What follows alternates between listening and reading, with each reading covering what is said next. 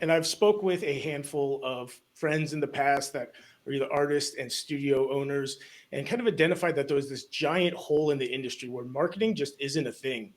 And I got to the point with the agency that I had before this, or still currently have, where we work with window replacement, and it's the most boring thing I've ever done. I mean, marketing windows, they're literally, you're marketing something that's see through. And that's what I loved about tattoos. Is not only is it such a creative thing, the people that do it have such a passion for art. It's so fun to market for them because, again, it's just such a is the exact opposite of window replacement.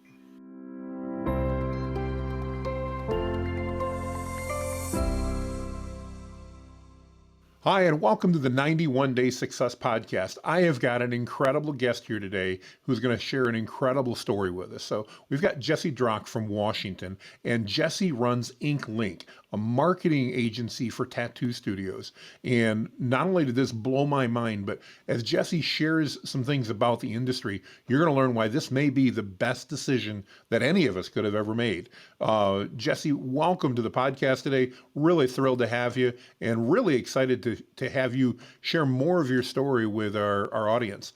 As we get started, can you kind of start with the elevator pitch and give us the 30-second overview? Who's Jesse? How'd you get in the business? And then we'll dive into some details.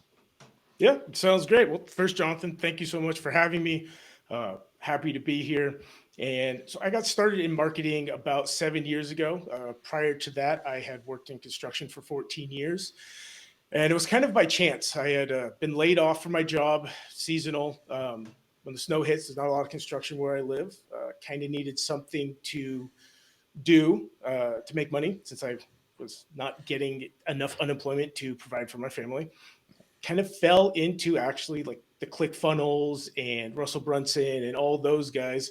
And the rest is history. The last 7 years, that's been what I've done for not only my own business, but businesses that we have worked with.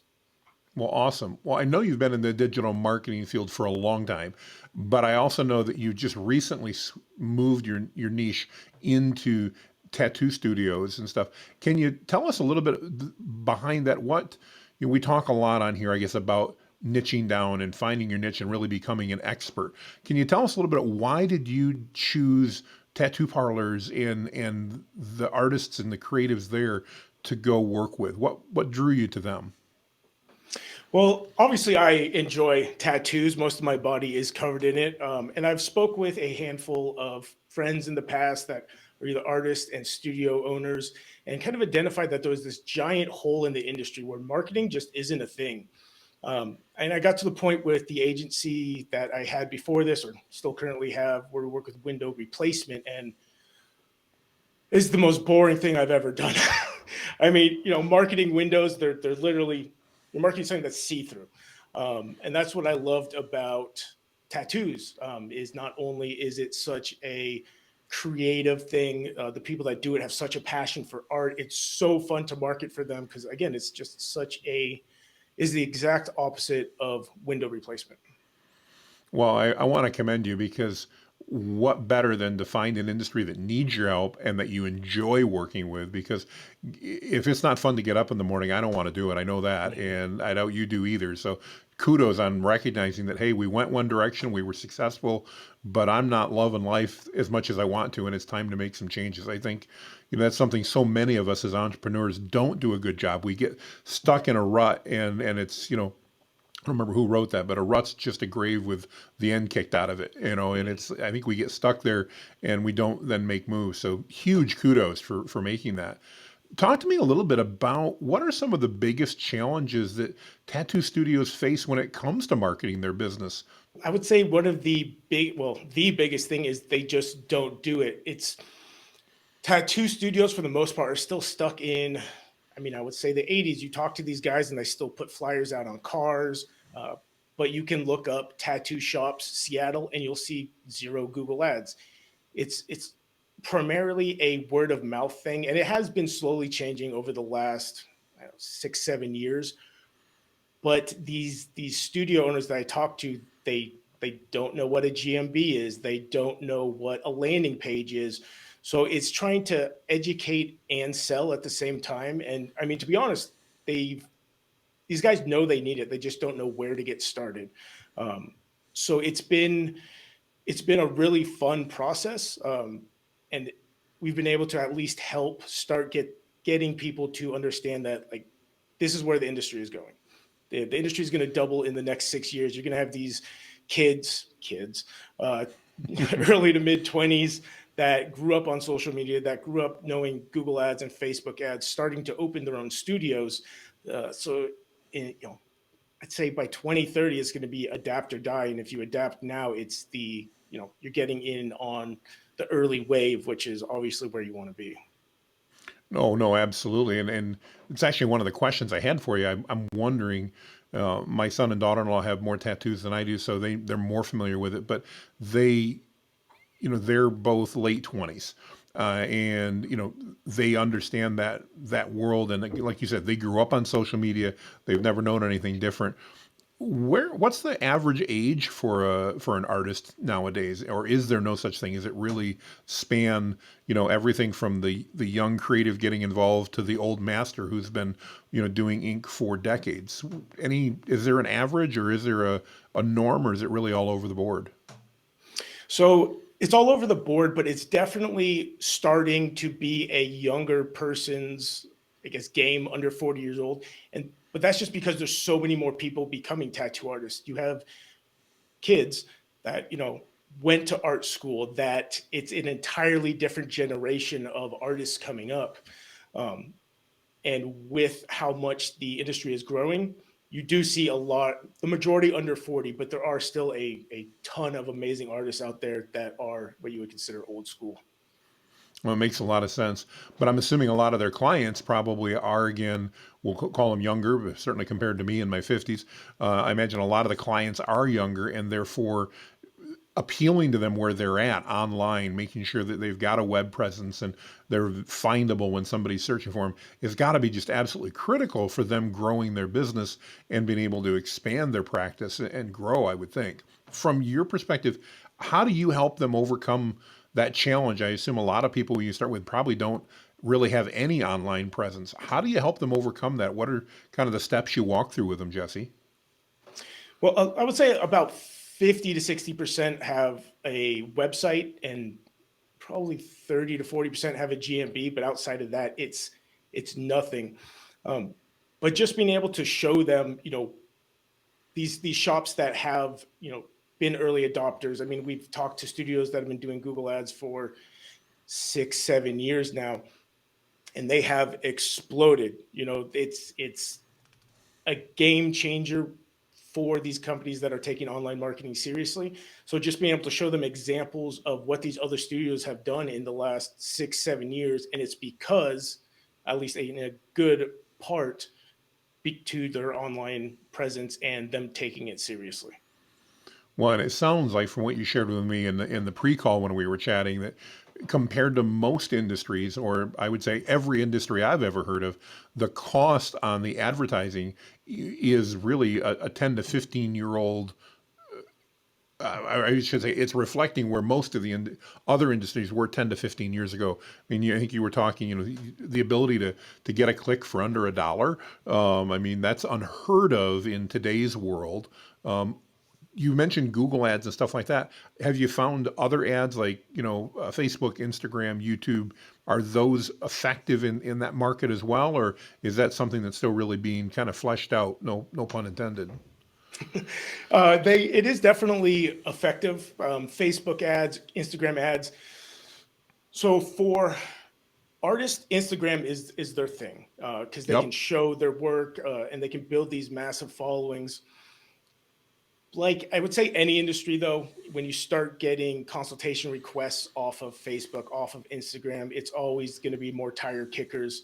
And with the cost per click and the cost per acquisition so low on Google, we don't really see a reason to spend the money on Facebook when we can get the exact same price on Google for the higher quality person.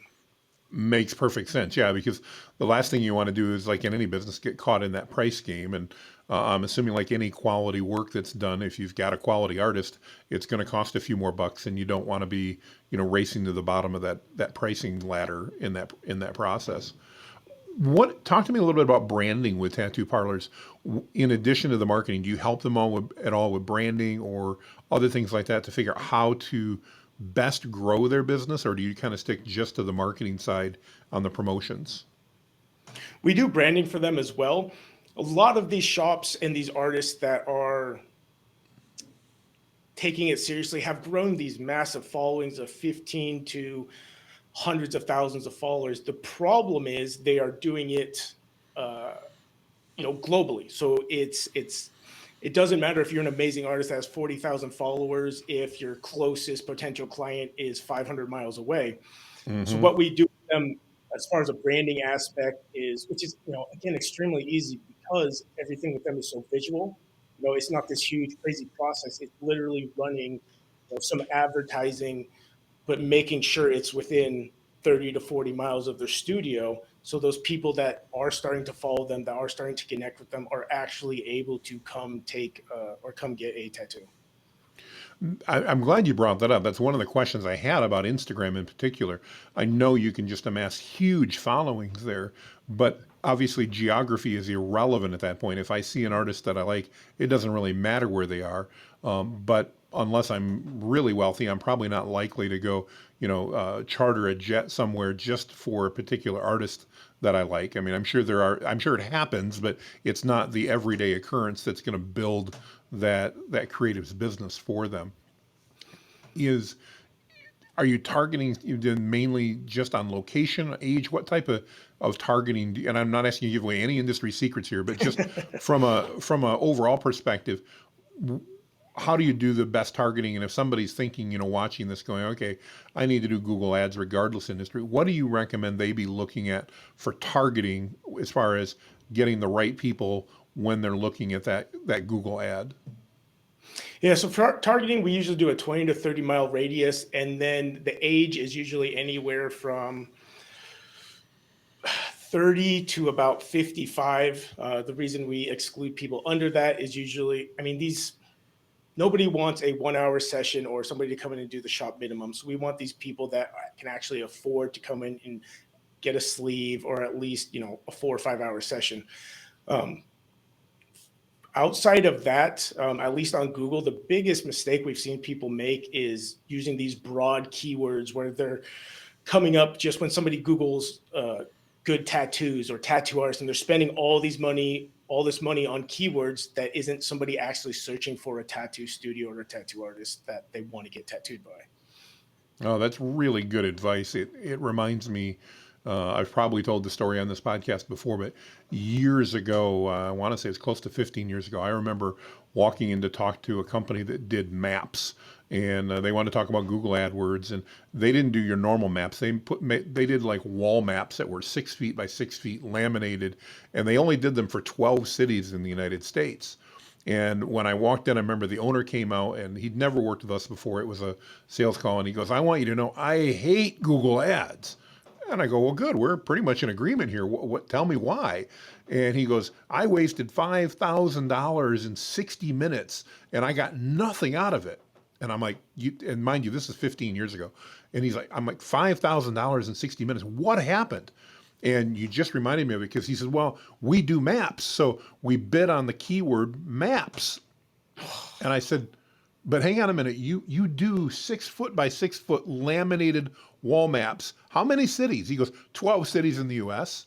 And I said, so you didn't do like wall map, you just did maps. Yep, we just did maps. And I said, well, did you limit it geographically to the cities you're in? He goes, oh no, we did the whole United States. And he goes, almost every call came from California. And I said, do you have any maps in California? No, we don't do anything east of the or west of the Mississippi.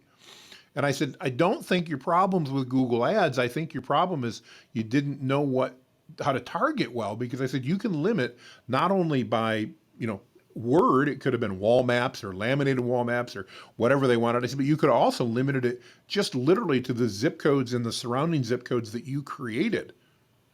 And I remember he looks at me, total dumb silence. He goes, I think I just burned $5,000. And I said, I think you did. So yeah, to me, that's always a story I remember telling people. It's why it's worth working with an expert like yourself when you're doing ads, because Google's not going to care how fast you spend the money. In fact, they want you to spend more. That's why they've got billions in the bank. Not that they're not helpful, but they're not going to stop you from doing something stupid with your ads. And if you want to target the wrong way, like you mentioned, if you're a tattoo artist and you want to target everybody in the entire state, or maybe everybody along the West Coast, with you being in Seattle, they're not going to stop you from doing that. They're going to happily take your money. So, Oh uh, yeah, yeah. very, very We interesting. Go we've ahead. started working with a client in Las Vegas about 2 months ago, or a month and a half ago, and they have been showing ads to Texas, Idaho, Oregon, and they're like kind of the same thing. Not that much money, but it doesn't work. It's not getting results, and in the last 6 weeks we've been working with them. We've got them down to under $14 per consultation request, just Wow. by making some small changes. I don't think anybody's going to fly from Texas. I mean, some people will. I will fly across the country to get a good tattoo, but 98% of people aren't going to do that. Well, and that's it. It's not that nobody's going to do that, but if we're helping these businesses grow, we need to help them get with their majority of those people are willing to come into their shop and help them do that. What do you find is a typical, I'm assuming an hour and a half drive is probably what most people want to stay within if they found a great artist or maybe a good artist that they're interested in. And then the second follow up to that is, how do you leverage, if the industry's been so good on word of mouth, how do you leverage that and combine that word of mouth reputation with digital to help the studios out? So for the first part, we usually try to stick within 20 miles around the studio. Okay. And it's not that we couldn't go further. It's just, I mean, these are tattoo studios. It's very different than like when we did window replacement. We had one company that spent $150,000 a month just in ad spend with us. And Holy that, cow. yeah, it was a lot. It was a lot of work and a great learning experience and a lot of fun. Um, but with that, you need the maximum amount of people that are going to see that. These tattoo studios are spending $500 to $1,000 a month on Google Ads, and like one of our clients in New York, one's in Las Vegas. So these are very densely populated areas. But what we've seen is even with a $500 budget, if you at least have a $50,000 50,000 person city, I'm losing my mind. That will more than suffice. You don't need to go that much further. Oh, it makes sense. Sounds like you've done some really good work with the studios and figuring out who their audience is and really targeting that audience. Again, as we kind of talked earlier, I've always found that to be one of the things that so many customers struggle with is accepting that not everybody on the planet Earth is really a good potential customer of theirs. And if we can target the people that are, we can be a lot more effective in driving revenue to their door than if we try to appeal to everybody across the board. So, very, very interesting. Where do you see things going? You mentioned in the pre-call a little bit, Jesse, that you think that this is a growing industry, and it certainly makes sense that it is. Where do you see digital marketing and the future of that with tattoo studios going? What do you see happening in the future? I think it's going to be a necessity by 2027 to 2030, uh, with the industry projected to double in the next 6 years, which is just alone mind boggling. You're going to see a ton more studios. You're going to see a ton more artists. You're going to have this younger generation coming up to and opening these studios that know about all this stuff. Um, and like I said, the people that have already been on it, that have been doing this for the last 5, 6, 7 years, um, have made an absolute killing uh, with growing their studios. They're some of the most successful that I've talked to. So it's going to be an adapt or die situation. Um, Not only are you going to have this younger generation opening studios, you're going to also have the clients that are going to become this younger generation, and where they go for everything is online, is on their phone, is searching in Google or looking through. I mean, I'm sure by then Facebook won't be the thing, but whatever the next big thing is. So Exactly. it's yeah, it's going to be huge, and um, really where the industry is definitely going to be in the next 5, 10 years. I know you've mentioned you've been in the industry for a number of years. How do you stay on top of the changing trends and what trends are relevant for your clients and which ones are what any tips for business owners that are out there regardless of industry, the things that they can even do to kind of stay on top of what matters and maybe avoid those things that look interesting but are really just I would say eye candy and not necessarily things that are going to help them grow their business. A lot of industries have magazines, have associations. So being parts of those Facebook groups, and you can always just kind of see the trend starting to shift. Like in tattoos, 6 years ago, like anime tattoos were not a big thing. Over the last 6 years, they have become like the most popular kind of tattoo. So as long as you have a pulse on what's happening and you're talking to these shop owners or business owners, and going to these events and reading the publications, like you're going to know what's happening. I think one of the worst things you can do is not know what's happening in your industry. Not only can you look very stupid when you're talking to somebody, um, but knowing what's going on is something that you can use in your own marketing when you are trying to prospect for new clients. Makes it look Makes like you're on great top of the sense. ball. Yeah, no, really good advice. Really good advice. And I know there's industry associations and periodicals for virtually every industry you can imagine. So I think that's stellar advice.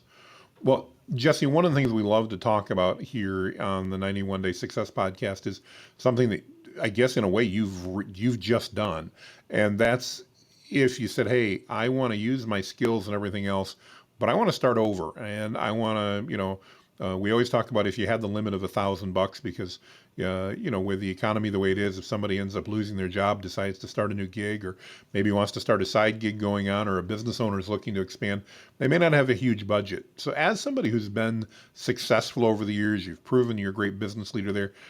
If I said, "Hey Jesse, it's time to start over. Here's $1,000 and a laptop and a cell phone," what would you do in the first 91 days, the first 3 months, to build that business up? Can you share that with the team? And feel free to think about it for a little bit. I know it's not just a simple one sentence answer. Yeah, so considering the fact that's literally what I'm doing, I think I have a good idea because we've been far more successful than I thought we were going to be very fast. Um, as far as the $1,000, I've run social media ads for ourselves, which is exactly what we've done. Um, outside of that, we started YouTube channel, Instagram, Facebook group, just starting to get our name out there, starting to have that omnipresence within the industry, and it's been extremely successful. I have kind of have my own method for days I post and days I record. And in the last month, we've had almost 10,000 views on our YouTube channel. Um, we've had a ton of interaction on our Facebook group. So the money would definitely go to just paid advertising because as soon as you sign those first 2, 3 clients, like it's just scaling from there. You know how much it's going to cost for the most part. The numbers, but having that omnipresence in your niche is something you can do that just takes time. It's free. You just got to have a system, make sure you stick to it. And then when people get to actually know who you are, know, like, and trust you, um, you know, 2, 3 months from now, that's going to be a game changer for us. So that is what I would No, do. That is what I am doing. great advice. And one, I think it's really cool that you're in the middle of that right now and that you're doing that and it's proving to be successful. Kudos on your YouTube channel views. That's amazing to have that type of views in such a short period of time. Obviously, you've got your finger on the industry and you know what's going on there. Jesse, if people want to find out more and they want to learn more about you and Inklink, we'll put some links in and stuff like that. But just to share verbally, what's the best way for them to reach out to you and get in touch with you? Either going to inklink.com, it's ink-link.com, or shooting us a message on Instagram. Again, since it's such a big thing in the industry, we're always on it, and that's inklink_marketing. So Excellent, excellent. And you work, if I'm not mistaken, you work with tattoo studios literally across the United States. So it doesn't matter where they're located, you can replicate your expertise and your proven systems no matter where they are, correct? correct. We have studios literally from Los Angeles to New York City. So and everywhere in between. Fantastic, fantastic. Well, Jesse, I really appreciate you coming on board.